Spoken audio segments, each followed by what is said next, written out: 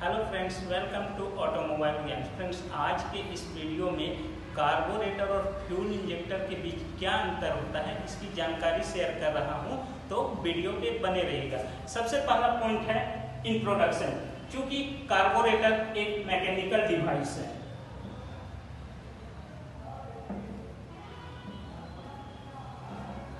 जिसमें एयर और फ्यूल पहले मिक्सचर बनता है, उसके बाद सिलेंडर में जाता है।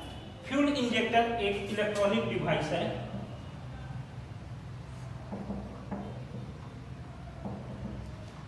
जिसमें केवल जो फ्यूल है वो इंजेक्टर के थ्रू सिलेंडर के अंदर में इंजेक्ट किया जाता है। अगले पॉइंट की ओर बढ़ते हैं तो वो है यूज ऑफ इंजन। ये किस प्रकार के इंजनों में यूज किया जाता है। चूंकि कार्बोरेटर एसआई इंजन में यूज किया जाता है, एसआई इंजन यानी पेट्रोल इंजन, और जो फ्यूल इंजेक्टर है वो एसआई और सीआई दोनों इंजन यानी पेट्रोल और डीजल इंजन दोनों में यूज किया जाता है। यहाँ पे एसआई एंड सीआई इंजन। अगले पॉइंट की ओर बढ़ते हैं टेक्नोलॉजी। चूंकि कार्बोरेटर है वो पुराने टेक्नोलॉजी पे काम करता है और पुराने टेक्नोलॉजी पे ही चल रहा है, तो इस पे हो जाएगा ओल्ड टेक्नोलॉजी।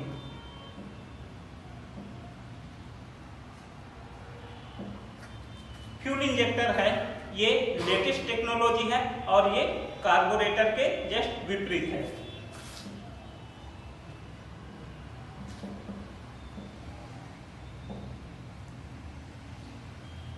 Latest technology. अगले पॉइंट की ओर बढ़ते हैं। चौथा पॉइंट है वो मेंटेनेंस है। चूंकि कार्बोरेटर का जो मेंटेनेंस है और जो ट्यूनिंग है वो मैनुअल तरीके से किया जाता है, मैनुअली। फ्यूल इंजेक्टर का जो मेंटेनेंस है, चूंकि ये एक इलेक्ट्रॉनिक डिवाइस है और ये इसका मेंटेनेंस ऑटोमेटिक होता है। ये ईसीयू के द्वारा ये मेंटेनेंस किया जाता है और इश्यू को या तो एक सिस्टम पे या डायग्नोसिस डिवाइस पे इसको सेट करके इसका मेंटेनेंस किया जाता है, तो ये हो जाएगा आपका ऑटोमेटिकली।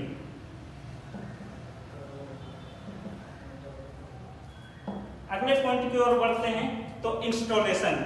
चूंकि कार्बोरेटर एक मैकेनिकल डिवाइस है और इसको इंस्टॉल करना इजी होता है। फ्यूल इंजेक्टर इलेक्ट्रॉनिक डिवाइस है, इसमें बहुत सारे कोडिंग किए हुए रहते हैं, तो इस वजह से इसका जो इंस्टॉलेशन है वो कॉम्प्लेक्स होता है। अगले पॉइंट की ओर बढ़ते हैं तो वो है फ्यूल क्वांटिटी। चूंकि जो हमारा कार्बोरेटर है ये एक मैकेनिकल डिवाइस है और इसमें कम फ्यूल रहने पर भी यह इंजन चलता है। जैसे अगर एग्जांपल वाइज देखें तो ये क्या होगा, लो फ्यूल पे भी ये चलता है। एक एग्जांपल के लिए 20 रुपया, 30 रुपया, 40 रुपया का तेल में भी ये चल सकता है। बट जो फ्यूल इंजेक्टर है इसमें जो ऑटोमोबाइल मैन्युफैक्चरर है उनके द्वारा कहा जाता है कि कम से कम 2 से 3 लीटर फ्यूल की इसमें आवश्यकता पड़ती है, एनी टाइम होना चाहिए। तो यहाँ पे होगा 2 लीटर टू 3 लीटर। अगले पॉइंट की ओर बढ़ते हैं, वह है कंट्रोल। चूंकि कार्बोरेटर में एयर और फ्यूल के मिक्सचर का जो कंट्रोल होता है वो थ्रोटल के द्वारा होता है, थ्रोटल के द्वारा।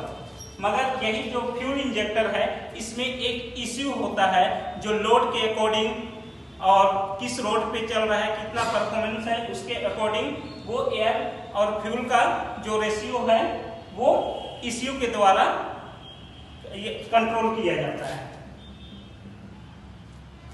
अगले पॉइंट की ओर बढ़ते हैं तो कोल्ड स्टार्टिंग। चूंकि जो कार्बोरेटर वाले जो इंजन होते हैं उनमें सर्दी के दिनों में जो कोल्ड स्टार्टिंग की समस्या होती है वो ज्यादा होती है।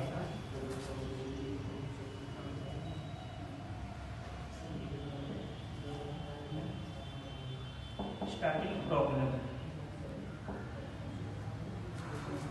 और इंजेक्टर है इसमें जो कोल्ड स्टार्टिंग की प्रॉब्लम कम होती है क्योंकि ये ईसीयू के द्वारा मॉनिटर्ड होता है और ईसीयू क्या करता है, उसको आवश्यकता के अनुसार फ्यूल को सिलेंडर के अंदर में इंजेक्टर को इंजेक्ट करने के लिए सिग्नल भेजता है। तो इस वजह से जो कोल्ड स्टार्टिंग का प्रॉब्लम है इसमें कम होता है, लेस प्रॉब्लम। अगले पॉइंट की ओर बढ़ते हैं तो वो है आपका फ्यूल एफिशिएंसी। चूंकि कार्बोरेटर में जो फ्यूल एफिशिएंसी होता है वो कम होता है, लेस एफिशिएंसी। यही जो फ्यूल इंजेक्टर है इसमें जो फ्यूल एफिशिएंसी होता है ये मोर होता है, मोर एफिशिएंसी। अगले पॉइंट की ओर बढ़ते हैं, पोल्यूशन। क्योंकि कार्बोरेटर में एयर फ्यूल का मिक्सचर बनता है, उसके बाद वो सिलेंडर में जलने के लिए जाता है, तो और इसमें क्या है कि बहुत सारा फ्यूल है वो अनबर्न भी रह जाता है। तो इस वजह से जो कार्बोरेटर है इसका जो पोल्यूशन होता है ये ज्यादा होता है, मोर पोल्यूशन। वही आपका जो फ्यूल इंजेक्टर है, क्योंकि इसमें जो फ्यूल का जो रेशियो है, एयर का रेशियो है, ये प्रोग्राम किया हुआ रहता है। इस वजह से जो फ्यूल इंजेक्टर है उसमें जो पोल्यूशन होता है वो कम होता है, लेस पोल्यूशन। अगले पॉइंट की ओर बढ़ते हैं। अगले पॉइंट की ओर बढ़ते हैं तो वो है आपका लाइफ स्पैन। क्योंकि कार्बोरेटर एक मैकेनिकल डिवाइस है, इसको पूरा खोलने के बाद, उसके पूरे स्क्रू को अलग अलग खोलने के बाद, सारे पार्ट्स को अलग करने के बाद फिर से इसको रिबिल्ड किया जा सकता है, और इस वजह से ये होता है इसका जो लाइफ स्पैन होता है वो ज्यादा होता है, मोर लाइफ स्पैन। वहीं आपका जो फ्यूल इंजेक्टर है, चूंकि ये इलेक्ट्रॉनिक डिवाइस है, ये ईसीयू से मॉनिटर्ड होता है, और चूंकि इनमें कोडिंग किया हुआ रहता है, प्रोग्राम किया हुआ रहता है, इस वजह से जो फ्यूल इंजेक्टर है इसका जो लाइफ होता है वो कम होता है। अगर ये एक बार खराब हो जाए तो इसको ये बनता नहीं है, सीधे इसको चेंज करने की आवश्यकता पड़ती है। तो इस वजह से इसका जो लाइफ स्पैन है वो कम होता है, लेस लाइफ स्पैन। अगले और एवं अंतिम पॉइंट की ओर बढ़ते हैं तो वो है व्हीकल कॉस्ट। कार्बोरेटर वाले जो गाड़ियां होती है उनका जो मूल्य है या कॉस्ट है वो कम होता है, लेस कॉस्ट। वहीं आपका जो फ्यूल इंजेक्टर है, क्योंकि इसमें इंजेक्टर होते हैं, बहुत तरह के सेंसर होते हैं, इस वजह से जो इनका जो फ्यूल इंजेक्टर वाले जो बाइक्स हैं या गाड़ियां हैं, इनका जो व्हीकल कॉस्ट होता है वो ज्यादा होता है।